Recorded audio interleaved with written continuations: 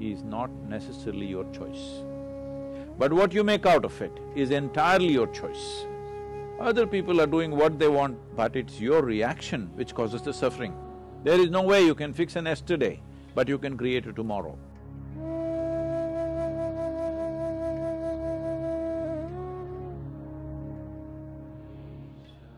Namaskaram, Sadhguru. So I have a childhood friend. She grew up in a very uneasy family environment because her parents had a very strained relationship, due to which she grew up amongst constant fights with lack of love. So across the years, I've seen her grow up as a person who's become very reserved. She does not believe in love. She doesn't believe in the power of relationships.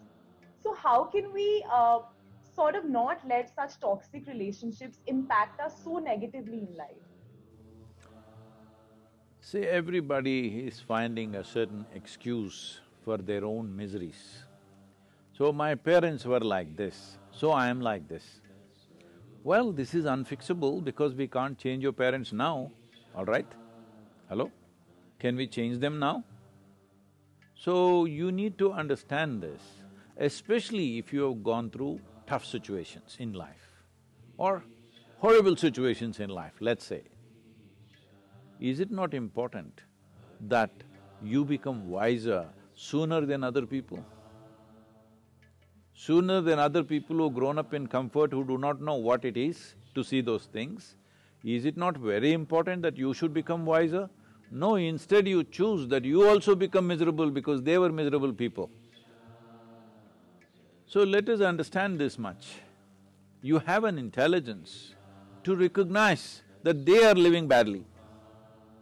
How come you don't have an intelligence to recognize you are living badly right now? And you don't even have the fundamental integrity to see if I am living badly, it is me who is making this. Because there may be situations and situations. For every one of us there are situations.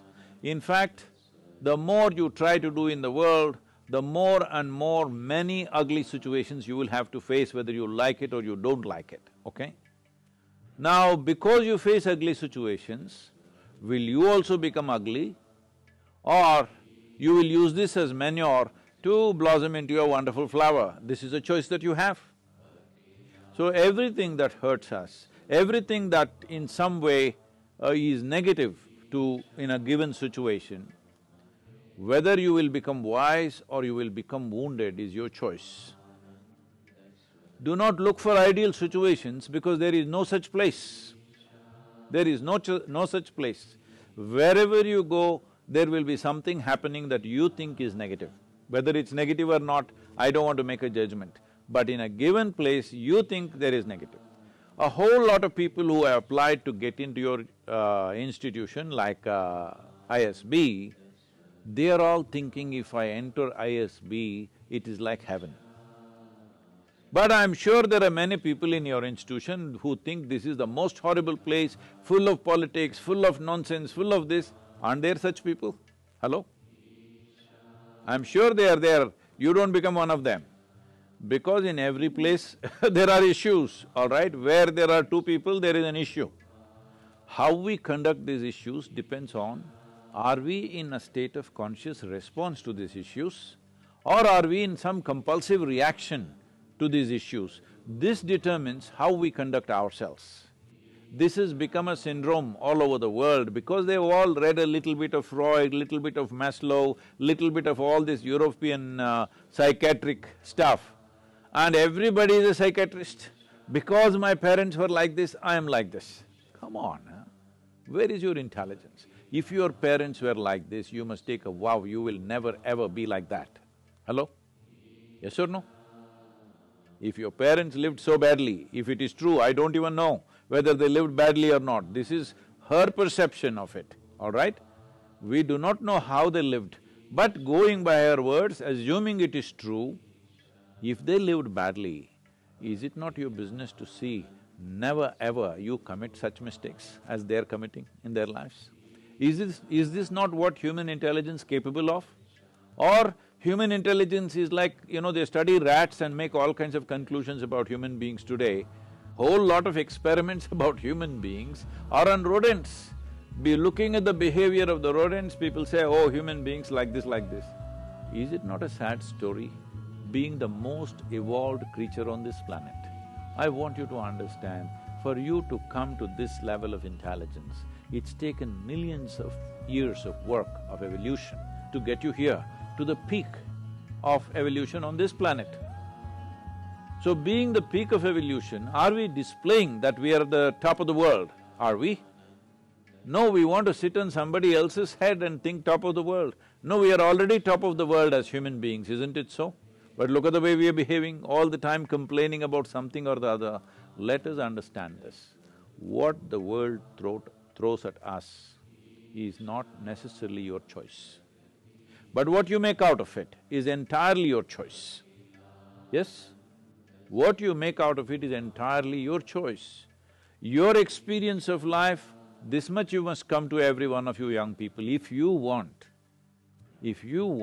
your potential to open up in the world, one important thing that you must fix in your life is your experience of life, either peacefulness or agitation, either joy or misery, blissfulness or suffering, whatever it is, your experience is entirely made by you.